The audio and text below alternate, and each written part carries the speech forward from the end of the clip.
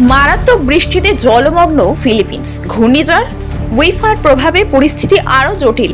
22 জুলাই প্রবল বর্ষণে ব্যাপক ক্ষতিগ্রস্ত হলো ফিলিপিন্সের একাধিক এলাকা। টানা বৃষ্টিতে প্লাবিত হয়েছে বহু জনপদ। হাজার হাজার পরিবারকে সরিয়ে নিয়ে যাওয়া হয়েছে উদ্ধার শিবিরে। ঘূর্ণিঝড় উইফার কারণে এই প্রবল বর্ষণ আরও তীব্র হয়ে ওঠে, ফলে পরিস্থিতি দ্রুত হাতের বাইরে চলে যায়। প্রশাসন তৎপর হলেও বহু মানুষ এখনো জলবন্দী অবস্থায় রয়েছেন। ফিলিপিন্সের দুর্যোগ মোকাবিলা দপ্তর জানিয়েছে, ক্ষয়ক্ষতির পরিমাণ এখনো নির্ধারিত নয়, তবে পরিস্থিতি গভীর নজরে রাখা হচ্ছে।